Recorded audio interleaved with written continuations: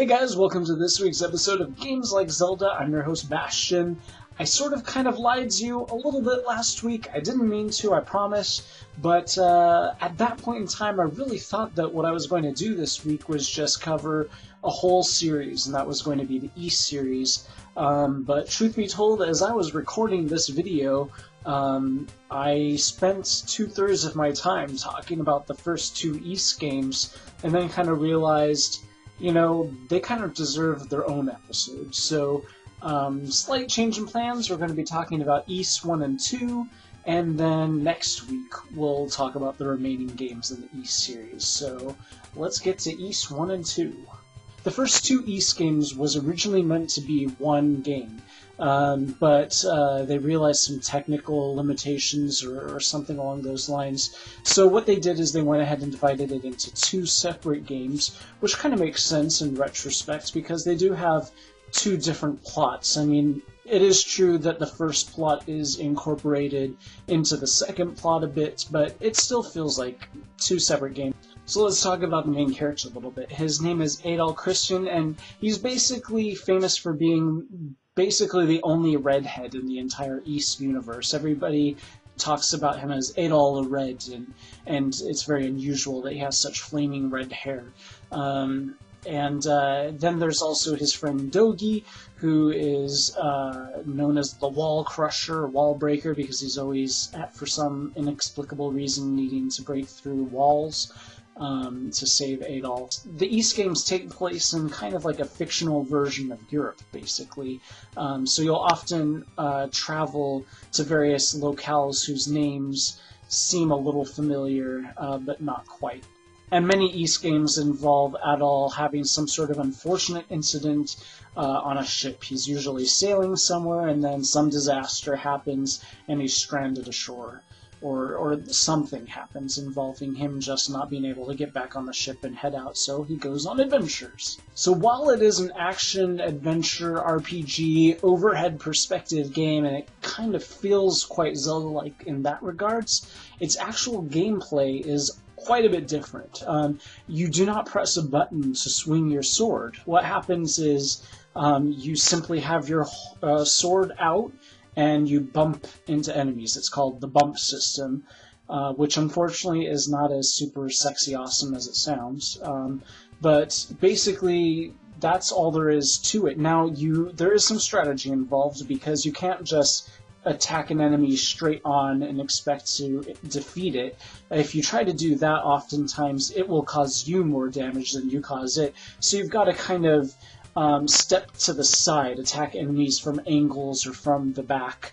You bump from behind, and that causes the most damage. But anyway, so basically, in that regard, it's not quite so Zelda-like, and that might seem like a really strange idea in this modern world of action RPGs, where of course you press a button to swing your sword, but this was all the way back in 1987, and the action RPGs that came out before it were basically Zelda, The Legend of Zelda, and that was it. So, I mean, there wasn't a set formula at this point in time back in '87. Now, this game wasn't released on Nintendo. In fact, I think it was only released on PC for Windows and Apple's, and then later on it was released for Sega. Of course, now recently they have released it on the Wii's Virtual Console. They also did a complete remake of this game twice. In one of the remakes, which was originally meant for your Windows PC, it's just an extremely graphically enhanced version of the original game with some slight changes to dialogue and so on, but nothing major. It still uses the bump system. It's just everything, music and graphics and the dialogue has all been upgraded to modern standards. There are things like lens flares for sunrises and things like that they of course couldn't do back in the day. And then just a little bit later, they took that exact same remake and tidied it up a little bit and released that on the PSP.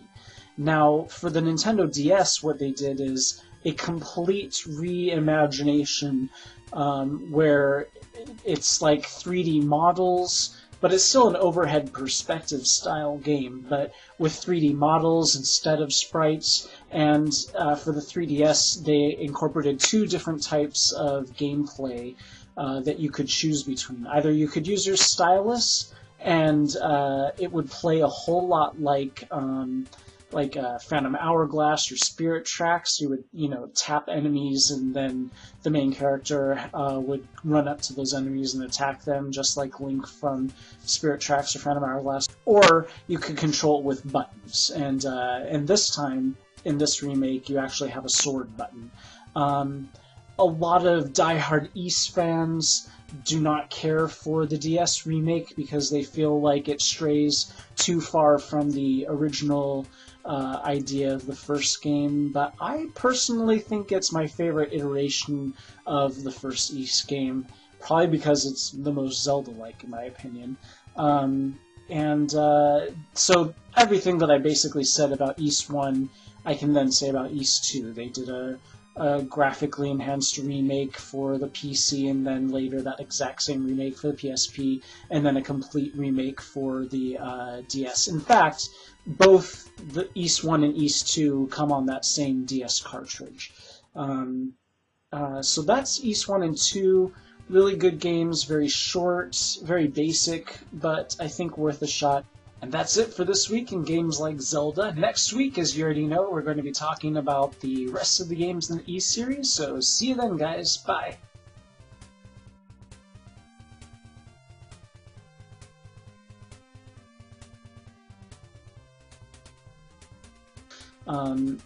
I believe. I actually don't know for sure. It may be that it's only in Japan. No, it is here in America. Okay, we'll edit that out.